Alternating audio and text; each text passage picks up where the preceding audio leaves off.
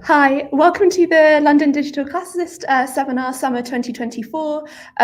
We're here today on the 26th of July with our final seminar for the 2024 series.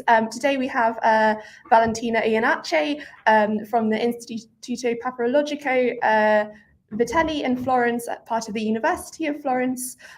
She's currently working on an EU-funded project reconstructing fragmentary papyri through human-machine interaction. And she's going to talk about some of her work on this project today in her paper on matching fragments from the Tebtynis Temple Library deposit, preliminary work to develop an AI software with some examples of Greek documents. Valentina, over to you. Thank you so much. Thank you so much to you all for having me today and for giving me the opportunity of presenting my project. My presentation today will be tripartite. First of all, I will briefly present the project I'm working in the Istituto Papyrologico Vitelli in Florence, why it originated, what its objectives are, how we plan to overcome the major difficulties of this based on some digital resources. As a second part of this presentation, I will outline the biography of the PSI kept in the Istituto that have been chosen as a case study for the project by providing an overview of this text considered on the basis of the Greek text. And finally, I will show you the historical relevance of this material by focusing on two specific roles from the papyri della società italiana. I would like to start this presentation by showing you a papyrus which is extremely illustrative of some difficulties often encountered by scholars working on fragmentary papyri. This is a medical treatise dated to the 2nd century AD and which describes the characteristics and remedies of respiratory diseases and was published by Isabella Andorlini in 1995. Of this roll, 45 fragments have been published so far, and they are scattered among 5 collections that you may see in the slide. By looking at this picture, the text looks plainly distributed in lines, which seem to be well preserved, sometimes from the beginning to the end. Of course, this image and this roll is the product of years of art studies on this text. And before Andorlini's investigation, the papyrus looked more or less like this. Here, in the image on the left, you can see the roll reconstructed, and on the right, you have a nice example of how fragments usually appear before being reconstructed as a roll. As you may see, fragments may be very tiny, so it's very hard to collocate them in an ideal papyrus page or roll. Their shapes sometimes do not match perfectly. The presence of the upper or lower margin can help to recognize if the fragment is part of the bottom or the top of the papyrus. And some material aspects, such as the colleses, for example, might be useful clues to match the fragments. However, usually no data other than the text can be used to reconstruct the papyrus, and we can see how some fragments preserve just a few letters, which make no sense at all. Now, this image should be a nice example of showing the difficulties in working with such fragmentary material. Now, in 2022, the European Union approved the funding for the project Reconstructing Fragmentary Papyri through Human and Machine Interaction, case studies from 2 Italian collections, which was launched specifically to experiment new approaches to overcome such difficulties. Here you can see the homepage of the website of the project, which is named JoinPap, which is basically the abbreviation of the very long title of the project. On this website, you can find information, news, past and future events, and hopefully soon also the bibliography of the project. So please visit the site if you are interested in the project. The project is carried out by a composite and multi-specialized team of experts who oversee different areas of research and includes 3 collaborating research units. First of all, the papyrological team at the University of Florence, which is based at the Istituto Papyrologico Vitelli, and then we have the papyrological team in Genoa, of the University of Genoa, and finally the computer engineers from the Istituto di Scienze e Tecnologie dell'Informazione ISTI of the CNR in Pisa. Our project aims to achieve 2 main goals. The first one consists in enhancing the work of important lots of papyri of 2 Italian collections through the reconstruction and the study of literary and documentary text. To be precise, the research team in Florence works on some specific papyri within the PSI, which are the papyri of the Temple Library deposit of Tebtynis. That I will illustrate in a little while. On the other hand, the papyrological team in Genoa works on the whole collection of the papyri dell'Università di Genova, which are abbreviated as PUG and consist in some 250 papyrus fragments purchased on the antiquities market in 1954. Besides working on this text, we have a second aim which has a wider impact on the academic community, because it might be advantageous not only to papyrologists, but also to Egyptologists, Coptologists, and more generally to everyone who works with fragmentary material. As a vital part of this project, we plan to test the application of artificial intelligence to the reconstruction of multi-fragmented rules. For this purpose, we are collaborating with the computer engineers in Pisa on the creation of a software, which will be named PapyLab, and of which the mock-up has been presented in a specific workshop 2 months ago, and you may see in the slide the poster of that seminar.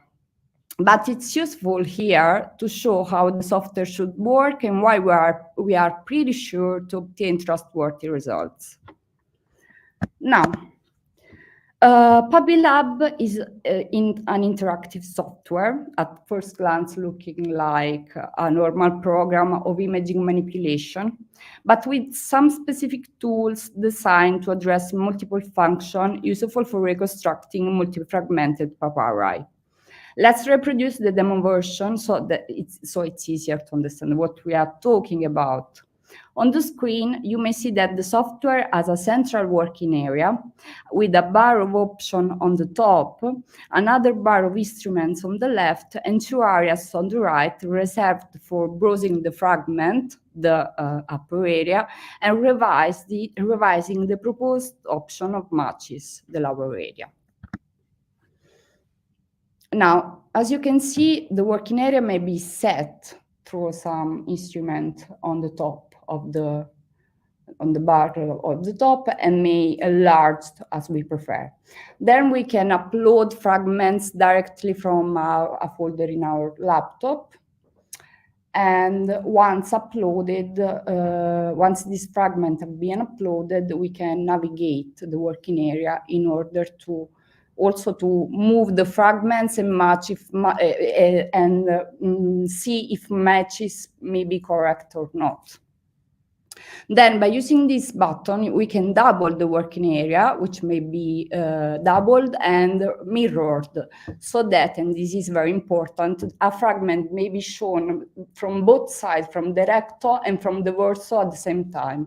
And this is very useful for papyrologists working with this material, because it facilitates the work, because usually papyrologists have to work manually with fragments or continuously turn the fragment to understand if papyri may be joined in some ways. Finally, another option that I'm going to show you about this software is the use of artificial intelligence. By clicking on the face of the robot in the bar on the left, the software will use its own knowledge in order to propose some possible join. And it is going to propose a join. Here we go, it did it, and the join is correct. Actually, the software is set to work within some constraints which are have been set by the expert, because working with artificial intelligence may be very dangerous in some cases. So we have parameters that have to be followed. Now, let me briefly explain a few points which are not understandable from the video. First, what kind of images can we use in the software? Here we have good and bad news, because the software considers images of any resolution. Of course, the higher the better. But unfortunately, they must be without background, and this means that the image must be briefly prepared before being uploaded in the software. Second, how is the software being trained to recognize the images of fragments as different digital units? I must now admit that we spent some time preparing a set of images to train PapyLab. In so doing, at the Instituto, we first selected the material from the corpus of the papyri belonging to the deposit of the Temple Library of Tebtynis, and chose already positioned fragments, namely fragments that have been recognized as belonging to the same role by scholars in the past, but also previously unplaced fragments that we have matched based on papyrological evidence.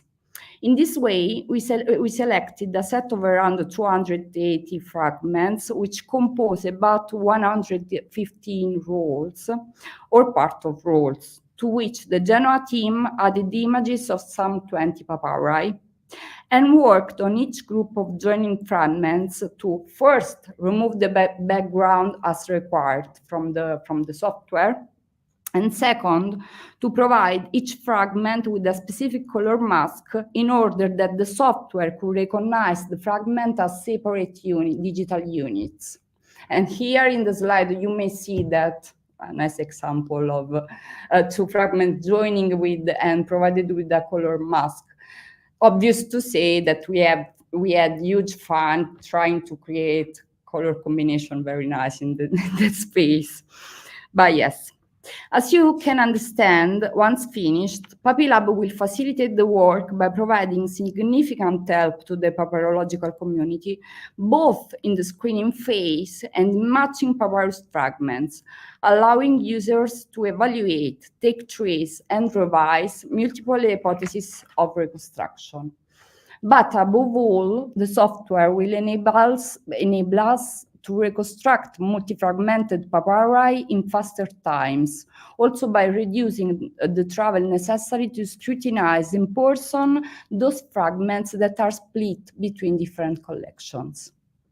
Now, within the papyri kept in the Instituto, we have chosen a peculiar group of papyri for this project.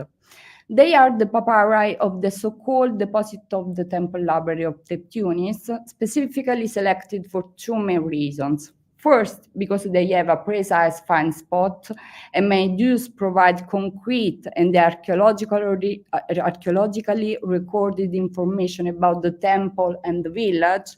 And second, because they are fragmentary and often match other fragments belonging to other collections, and thus represent a perfect source for this kind of project.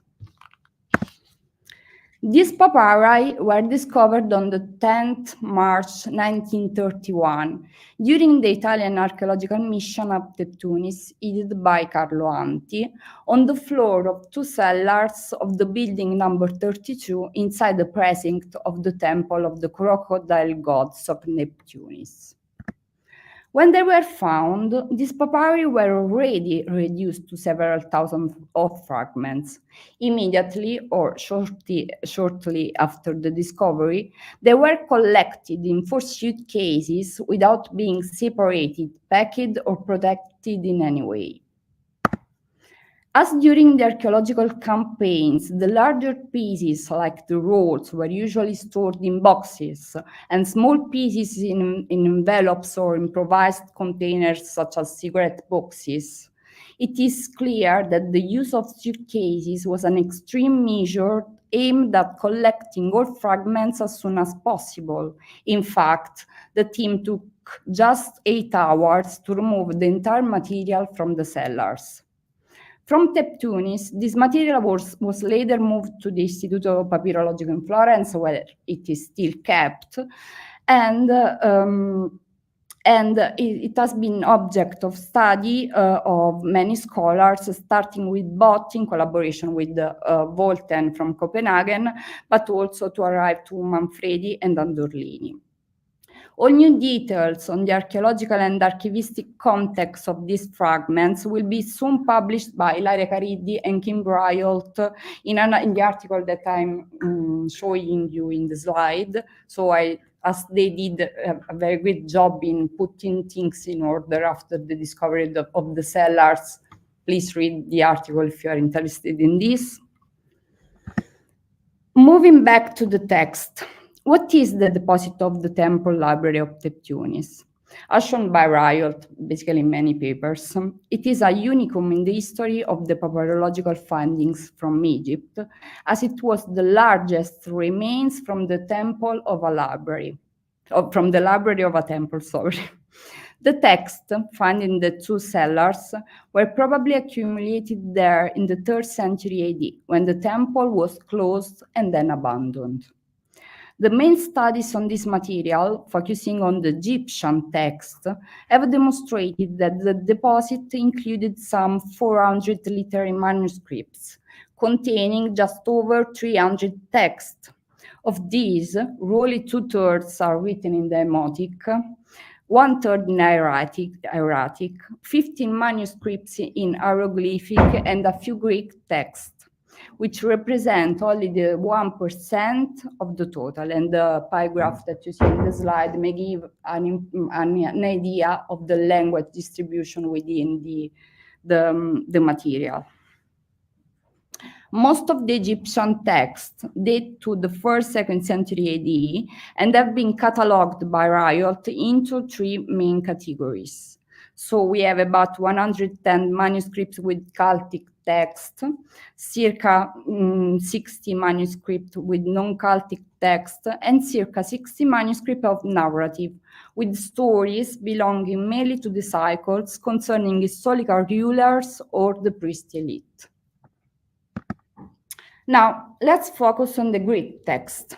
According to the sources of that period, there were only some 30 fragments of Greek text, which include those texts which were later recognized as an astrological calendar and 2 medical treatises.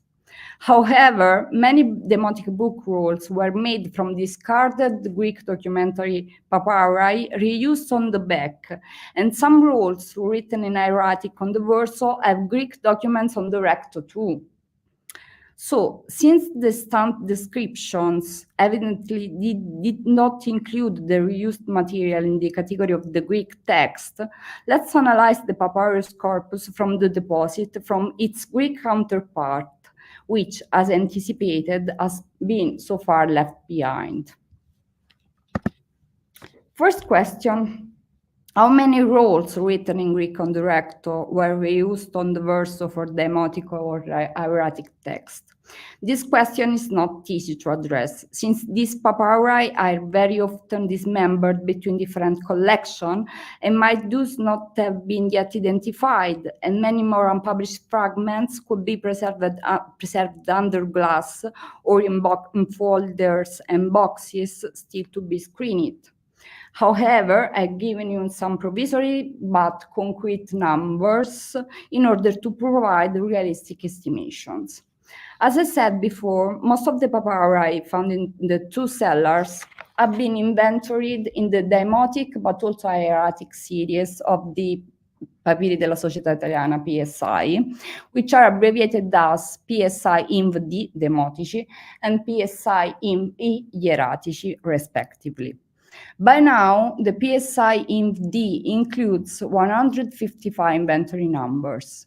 In this group, 95 have the demotic on the recto, 2 papyri have Latin on the recto and demotic on the verso, 3 are bilingual, Greek and Demotic on the recto, and finally 55 papyri have scripts in Greek on the recto and in Demotic on the verso, and they represent about the 35.5%.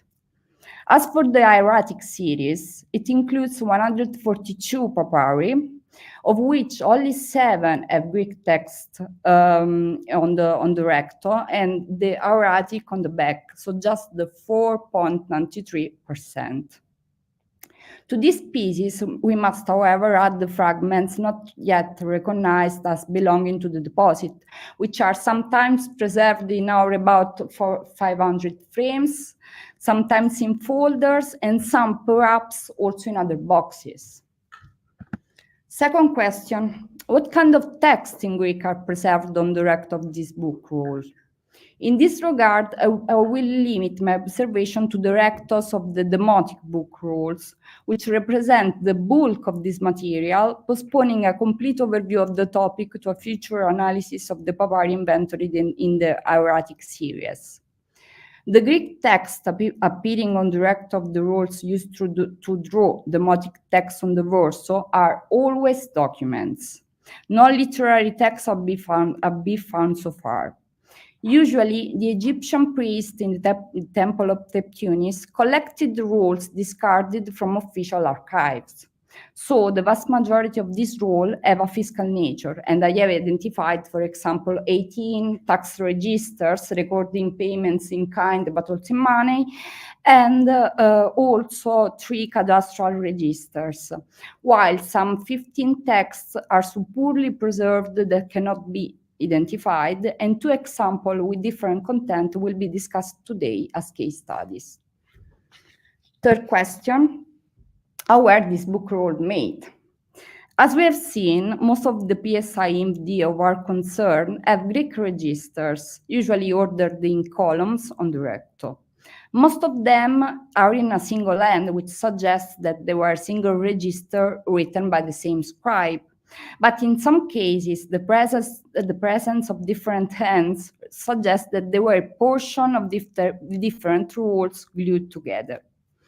One of the most famous examples of this kind of rolls is P. London 604, a roll made up of 2 different rolls produced in the Panopolitas in Upper Egypt and dated to the 47 AD. These 2 rolls, preserving a list of landowners and a register of land respectively, were assembled together with their texts in 2 opposite directions, to be written on the back with a Demotic text concerning the Setne story. And here in the slide I have marked with a red line the collesis, so the point of junction between the two different rolls. Within our corpus, the same method of producing rolls is attested, for example, by this roll, which has an astrological manual for women in Demotic on the verso. As you see in the slide, this roll was composed of 2 different rolls glued with the scripts in opposite directions. The first is a financial register of payments in kind on state land. The second one is an alphabetical register of payments in kind with more cursive handwriting, which had been rotated of 180 degrees to be reused on the verso. As for the material features of the rolls of the deposit, we cannot get a clear picture due to their damaged state, but can gain an idea of the impressive length of some of them thanks to the survival or some very high column numbers. In particular, by looking at the text on the recto of these rolls, I have found column numbers that go up to more than 100. Now, the width of the column in the register could vary from 7 up to 20 centimeters. But based on the width of the columns of the tax register from 2nd century Philadelphia, which are somewhat parallel to this roll, and which are some 11 centimeters wide each, we get a picture of very long rolls of over 11 meters. As a result of this analysis, we may gather that very often the Egyptian priests in the temple collected discarded paper already in the shape of rolls. Other times, but less frequently, they join two roles to produce a longer one, depending on the length of the book they intended to write. However, there is at least a single role which is different, at it is a patched role, and I'm going to discuss it in this presentation later. Fourth and final question: why is it so important to undertake a systematic study of the text written on the rect of this papyri? As we have seen, the Greek texts from the deposit represent mainly documentary material discarded by the administrative offices in the Arsinoitis and gathered in the temple of Sobek to be reused. This peculiar situation not only makes this corpus unique, but also has significant consequences, which may be summarized in three main points. First, due to its administrative nature and content, this material may shed light on obscure key passages in the administrative, economic, and social history of Roman Fayum. Second, since these texts were collecting after being wasted and reused, but often also reshaped to be reused, they have the potential to fill extant gaps in our knowledge of the collection, distribution, sale, and the reuse of paper in Roman Egypt. And third, because they were reused and kept in a Templar environment, the Greek side of these roles, if analyzed alongside its Egyptian counterpart, is very likely to reveal new pieces of information about the temples and the priestly communities in Roman Egypt, their internal organization, and their interaction with the foreign culture and administration. But now let me show you my case studies, which are the unpublished recto of two papyrus rolls, whose fragments have been split between the collection of Florence and Copenhagen. Here we go. This is my first case study. And as you see in the slide, I'm showing the verso of the PSI Inv D10 plus P. Carlsberg 159. The papyrus was written on the recto along the fibres with the text in Greek and was later reused on the verso by the priest of the temple. It is composed of 9 fragments, of which 2 belong to the Demotic series of the PSI in Florence and 7 to the papyrus collection in Copenhagen. These fragments were rejoined over a decade ago by Quack and Ryolt based on the reconstruction of the text on the back, which gives the very beginning of the story of Areus, son of Pahat, belonging to the narrative cycle relating to Heliopolitan priestly class. Now let's summarize the content of the rect of this text, as it's going to be published soon, hopefully. I will not provide you with the full image from the front side and the transcription, but I will show the images of some key passages of the text that I would like to discuss with you. Some material detail first. Although only a small part of the papyrus has been preserved, the roll has wide upper and lower margin. And here in the slide, you may see a piece of the very wide upper margin. Partially preserved are 3 columns of writing, which must have contained 14 lines each. The first column has lost about 10 letters at the beginning of each line. Then we have only the left half of the second column, while the central part of the first 6 lines of the third column is preserved.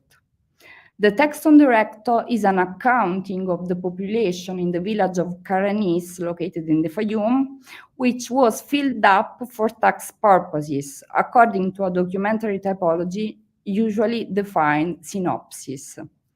The account was compiled in 105-106 AD from Didymus, the common grammateus, so the village scribe of the same village.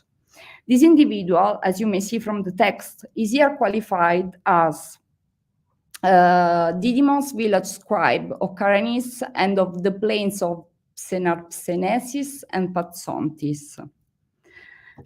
This is, however, the first and only attestation of this title, since in other documents from the same village, the Como-Grammaticus is mentioned abridgedly as the village scribe of Caranis and once as the village scribe of Cadranis and other plains. And here in the slide, I have the references for these attestations. Now, we already knew that these two localities fell within the administrative sphere of Caranis, thanks to the tax registers and tax receipts filled up in the village in the 2nd century AD, which mentioned taxes collected also in this locality by the officers stationed in the village. However, the heading of our documents represent the ultimate proof that Senapsenesis and Patsontis constitute some of the other plains belonging to the same Como-Grammateia of Caranis in the first half of the 2nd century, and were thus included in the same administrative jurisdiction. It's time to discuss one of the most important data offered by this papyrus. The text in the first column provides a general overview of the taxable population in the village, and then accounts for 186 priests exempted from capitation taxes. As you may see in the slide, the number is fragmentary, because at line 9 we just have row and P, and so 180.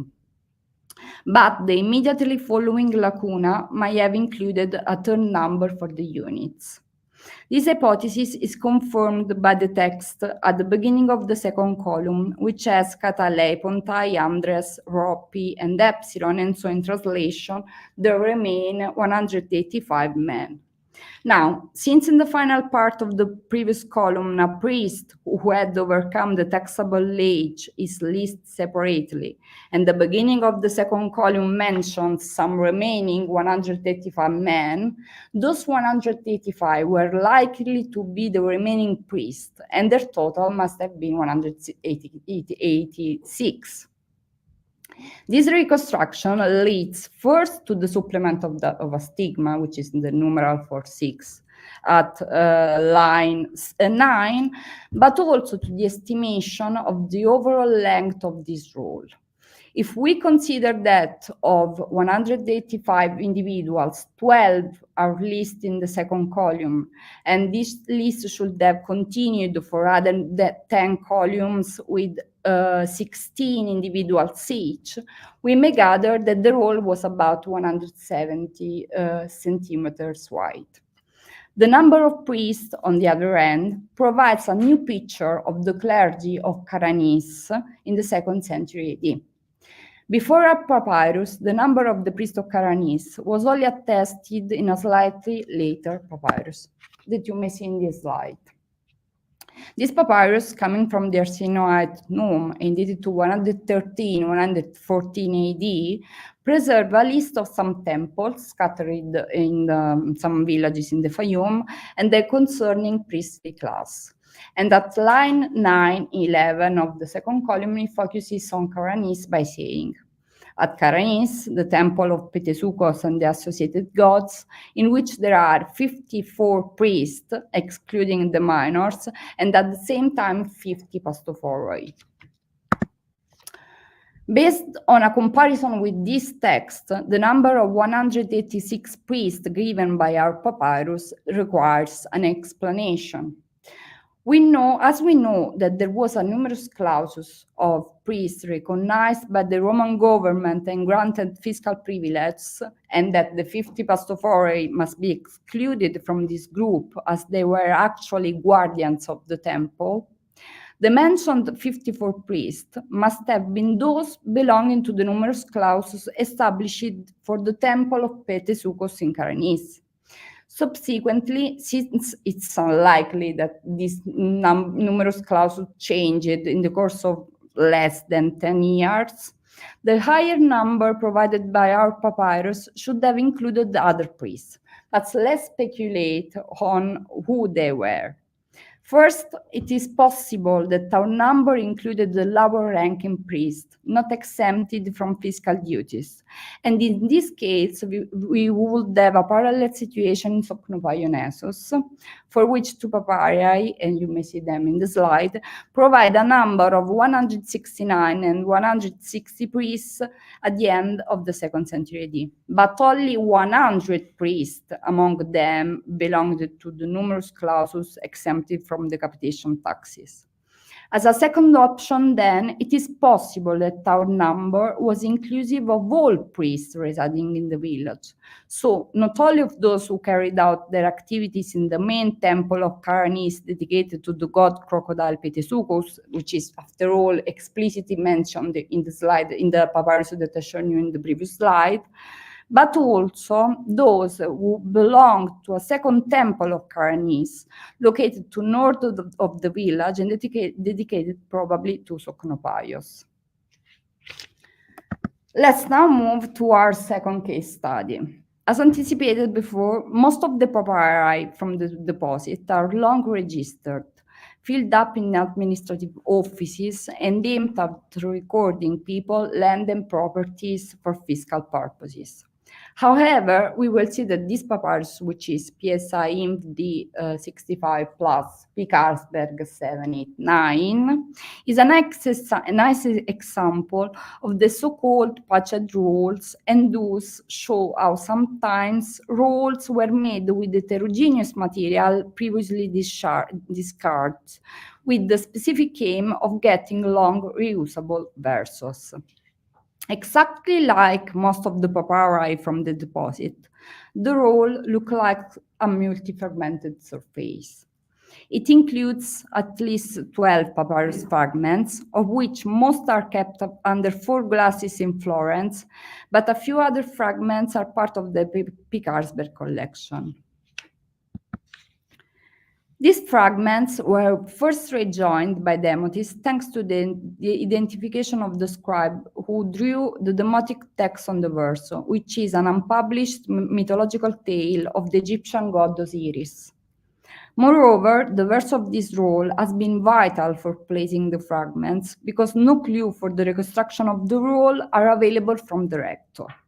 Since on the verso the first 4 fragments from the left bear the column number 6, 11, 15, and 16, I've been able to reconstruct the order in which the corresponding collemata were arranged in the roll, while several other fragments unfortunately remain unplaced.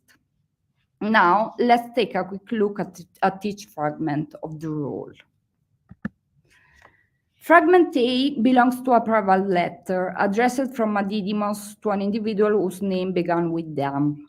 Due to the loss of the writing of the second line of the heading, where the addressee was usually qualified with a title that could define his relationship with the writer, we cannot understand if the connection between our Didymos and the addressee had a professional, friendly, or familiar nature.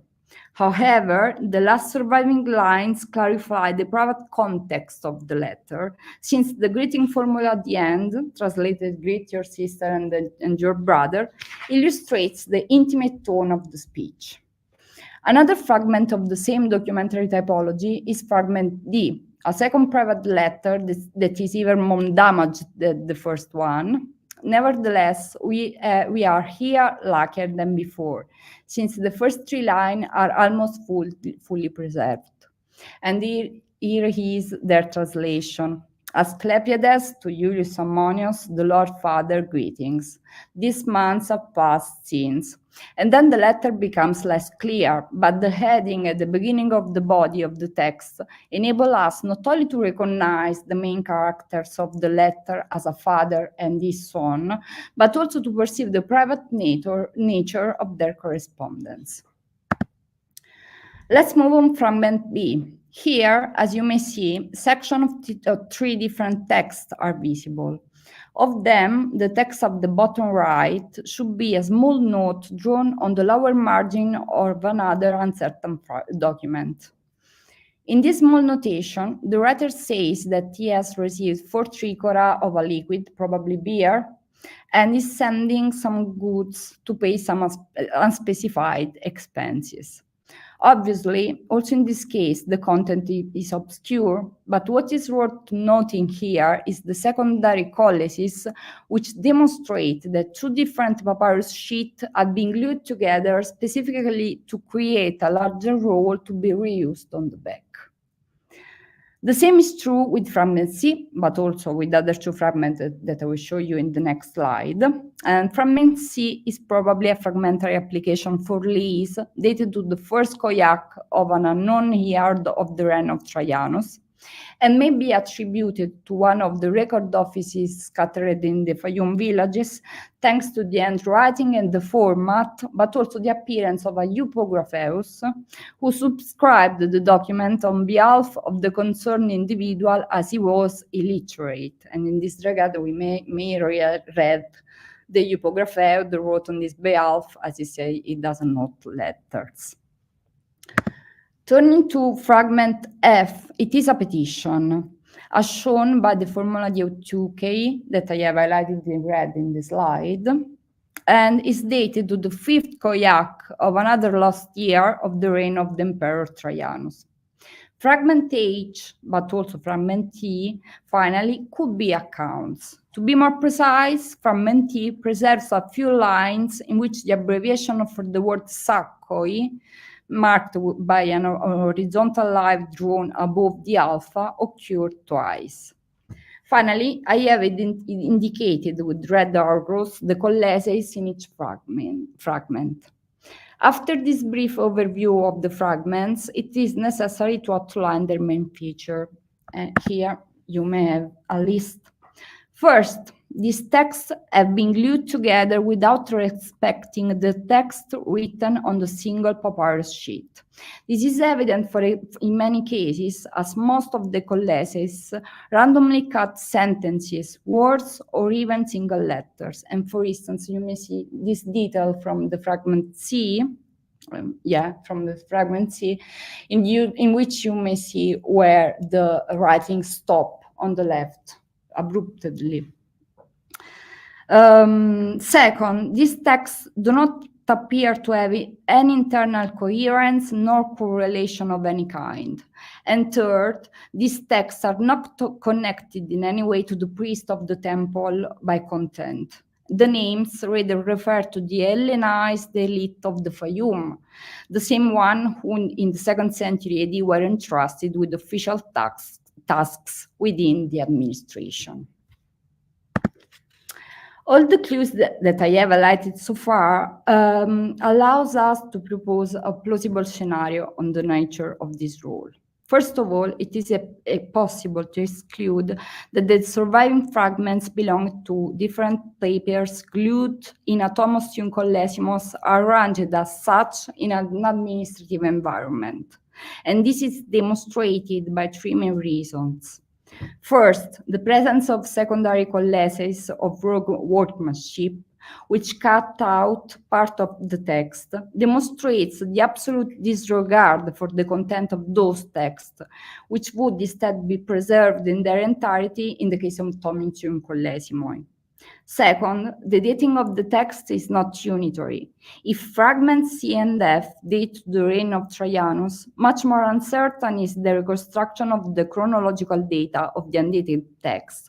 Finally, I'm not sure about the dating of fragment B, the writing of which could also lean towards the end of the 2nd century, or possibly also to the 3rd century, and thus beyond the time span covered by other texts. However, the Thomas-Young collesimoi were generally composed of papyri written within 1 or a few years. And third, the content of the text is not unitary, and not all documents have a public character and can be linked to an official environment.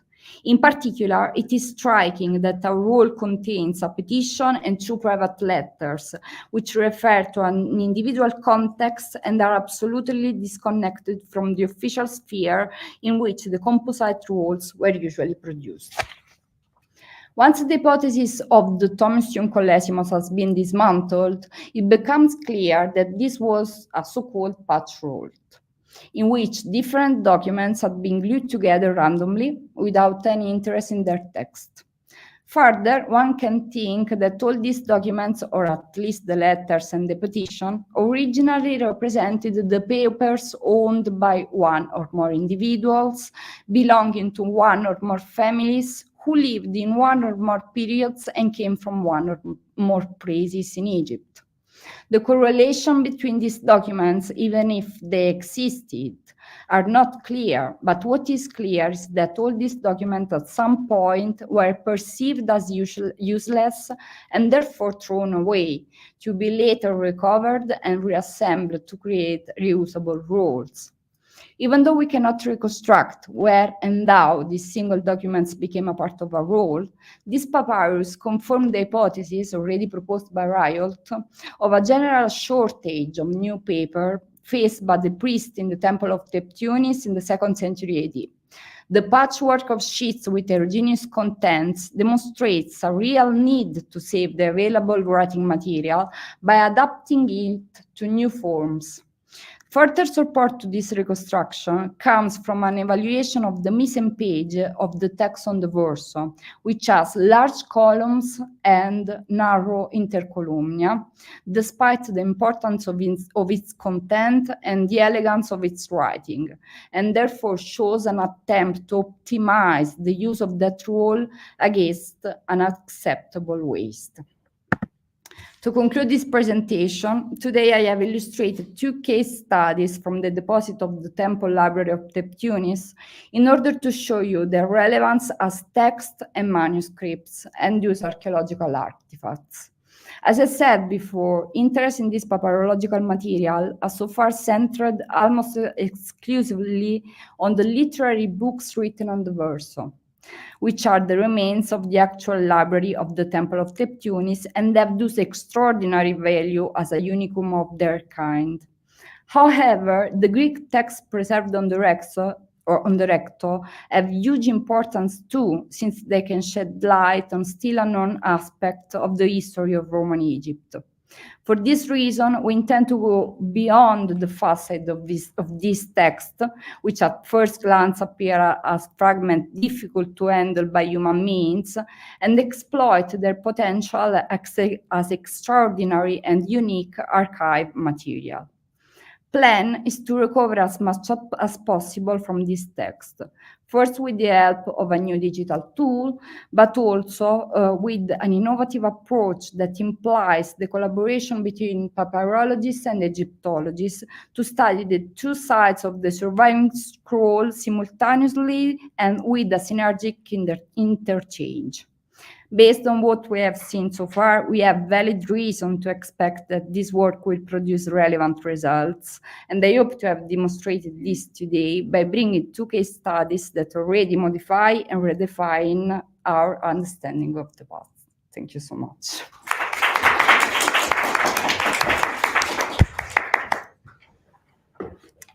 Thank you very much, Valentina. Very fascinating paper with a really complex text. It's really interesting to think about, what sort of very different things we get from 2 different sides of the same texts. So for anybody watching live online on YouTube, if you have any comments, please do, or any questions, please do put them in the chat. And I'll now open it up to also questions from our audience here live in London. So questions from here in the room. Yeah. 2 very small, slightly connected, sort of also papyrological rather than digital questions. The 2nd century paper shortage, do we know about that from other sources? What paper? You said the paper shortage. Yeah. Do we know about that from other sources? Yeah, because we have seen, not me specifically, but Riot have seen by studying the demotic text, at least for the demotic side, that there were many cases of reuse of Greek text made connected in some ways to create new roles. And yes, in comparison to other places of Egypt where probably this, or in the Roman Empire, more broadly speaking, we attest a very large reuse of paper. So we have good reason to believe that there was a real shortage of paper in this period. Also, in this case, you have seen with the second roll that I've shown you today, it's obviously something that was needed in that moment, immediately, only to be reused on the verso. I was wondering if there was any historical evidence. I mean, based on the text of the Temple Library of Tebtynis, we have this impression that, of course, this phenomenon should be investigated more. These are just my impression by giving a first look at this material. Yeah. I just wondered if that was it. So the other slightly more speculative question is, obviously we don't, as you say, we don't know anything about the context of the acquisition of these texts and how they were chosen and how they were assembled and to make that made up this new papyrus. But do you think we can speculate anything based on the fact that, at least in this one example you showed us, they are all Greek? And as you said, the onomastics are all Greek. They are Greek, and did they come from a particular dump? Was it maybe that paper was expensive, more elite people had the paper, or can you make any kind of speculation like that? Yeah, I mean, we can have many speculation. We can imagine, first of all, that this text could come from the village itself, which is kind of obvious. I mean, it's the easier way to get paper. And for example, there are some documents reused, which have been shown to come from the Graeco-Roman of Tebtynis. But in these cases, with these long rolls, papers taken, I can imagine some official archive, probably could be in Arsinoe. It's something that we can expect. The first text that I've shown you today is a text which is basically written by the commemoratives of Caranis. We are talking about another village in the Fayum. What can we think? That it was taken from Caranis? It is, I think, easier to suppose that this text at some point sent to the central administration in Arsinoe and then recovered in some way to be reused. Yeah. Great. A question in the back? Yeah, I have a question that sort of leads on from that a little bit about the types of documents that are getting reused. You said that they were all things that at some point were judged to be no longer of use. Yeah. And I noticed the examples that you provided, and I don't know if it's just the example, occasionally the examples, but the examples you provided things like personal letters, tax records. You said there was an astrological treatise. These are all documents that are going to have a limited chronological usefulness anyway. Like tax records will be superseded, and personal letters, unless you're Cicero or Seneca, are not likely to be useful of any importance after you've died. Astrological treaties, obviously, the skies move, so they go out of date. Is that yeah, I mean, if are you talking from the Egyptian, about the Egyptian text or the Greek? I'm talking about the Greek text. The Greek text. We can speculate that they come from some dumps, but I mean, these are mostly fiscal registers that, I mean, they should be useful for some days, sorry, some years, I mean, but they were ordered chronologically. So I can imagine that they were some way wasted. And this is the exact point of this text. These were texts were not supposed to survive in any case, but they were retaken and reused for the important texts within the temple. And then for the peculiar circumstances of discovery of this specific temple library, we have them. But this is the point. They were limited in the space and also in time, but they survived because reused. Yeah.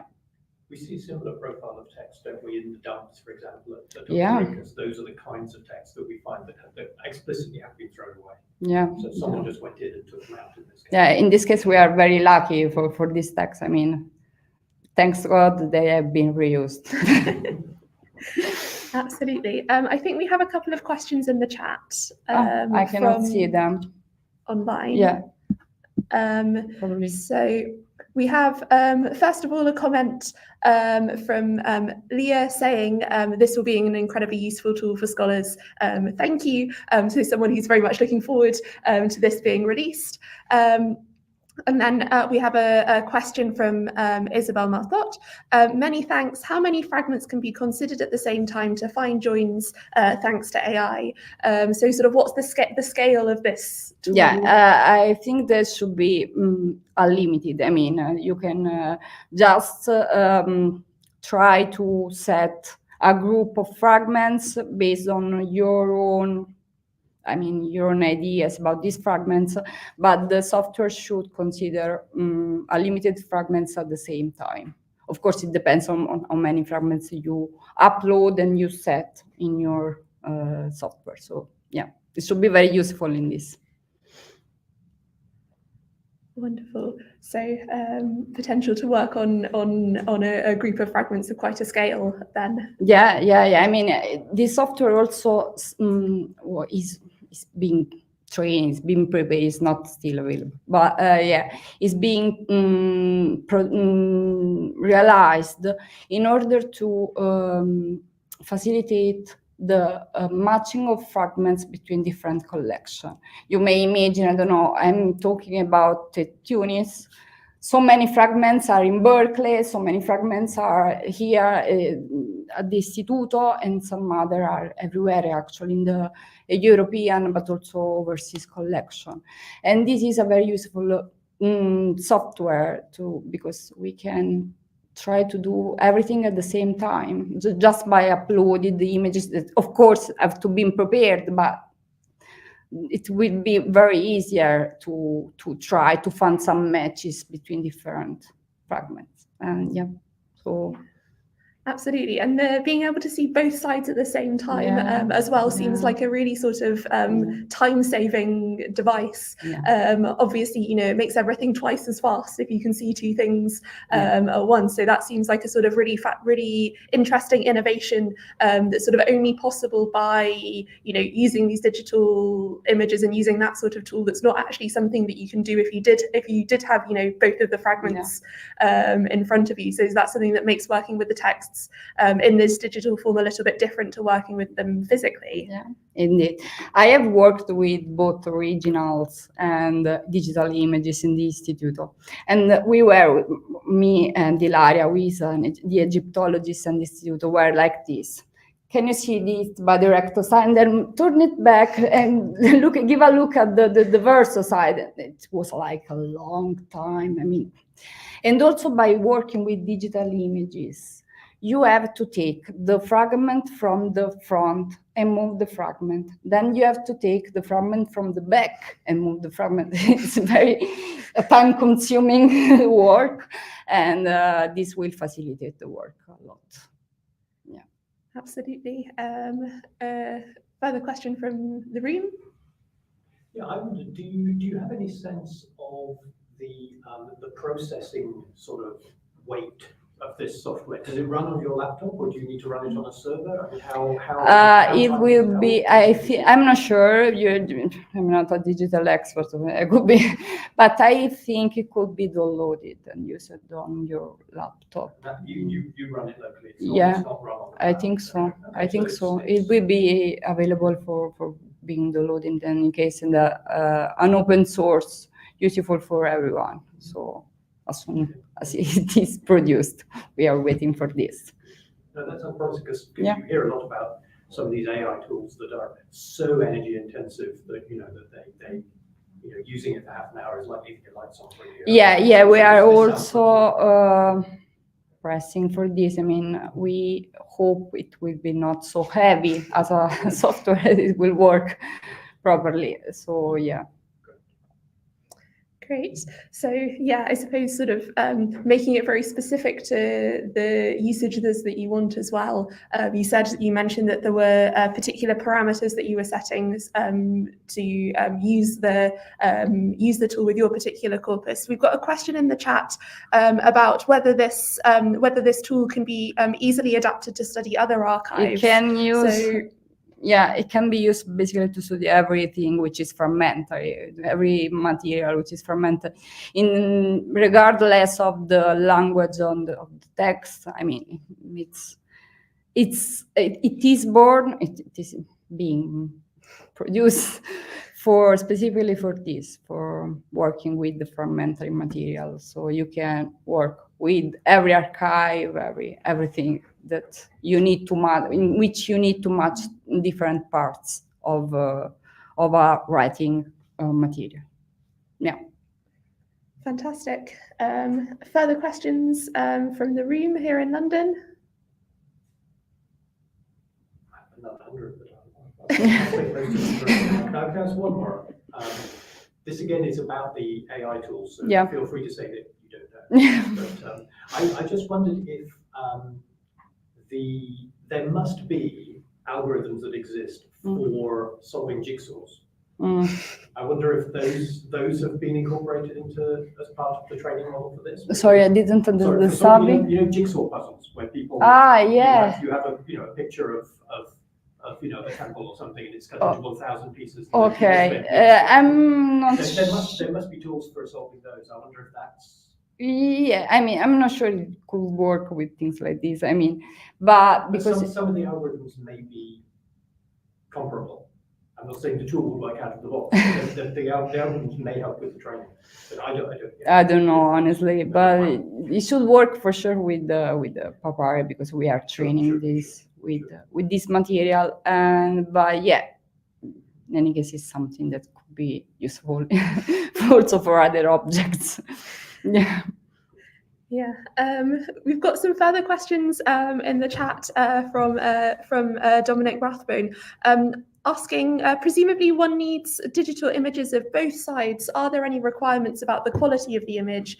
So presumably it will work better if it's a better quality image, but is there sort of did you have any images where the quality was so bad that it just wouldn't work? Well, for the quality, you can use the quality, I mean, images of any resolution. Of course, as I said, the higher the better.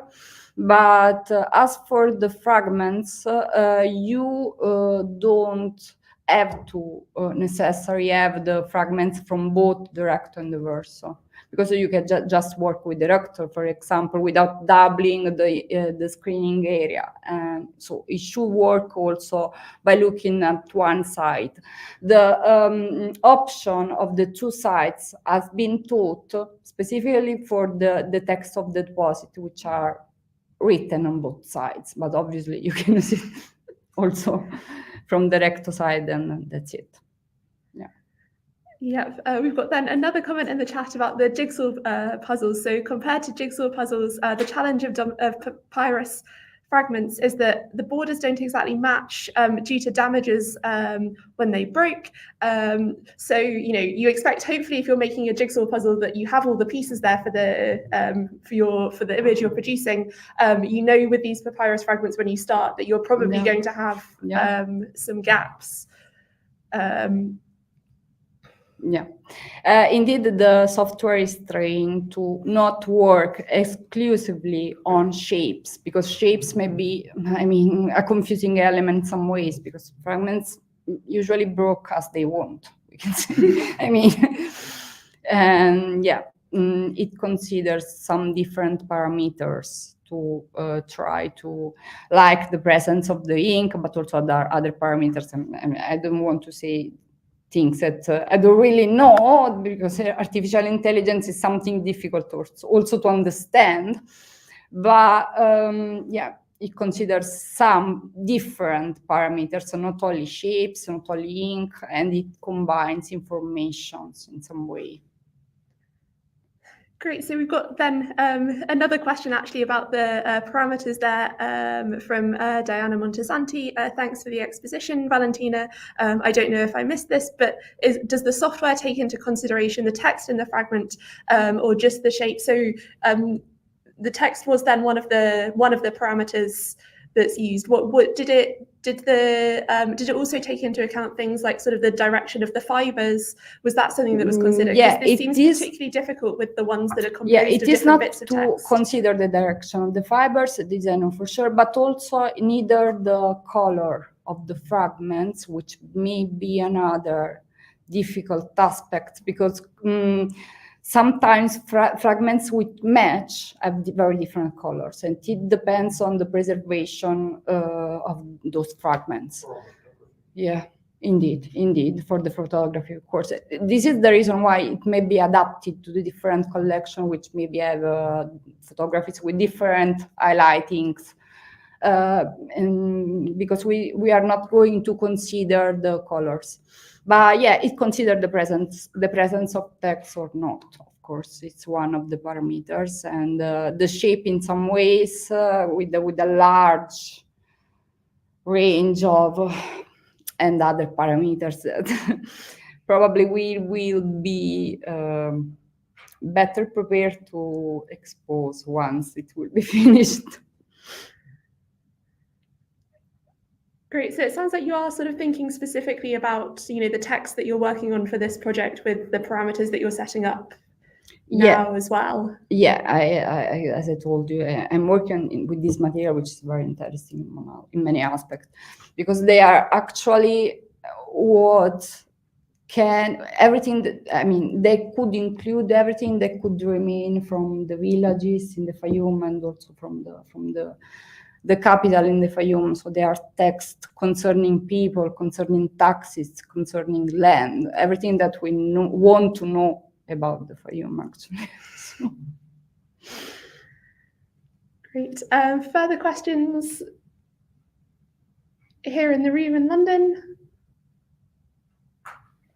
I think there's one more comment online from Dominic again. Surely texts with both sides are best because there are more chances of estimating gaps, like fragments of accounts with accounts on both sides.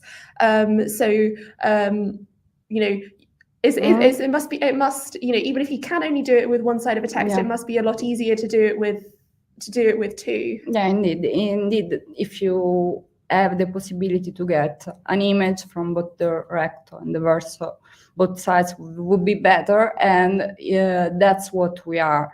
I will test the software specifically with the text provided from both sides in order to understand really if it's working correctly.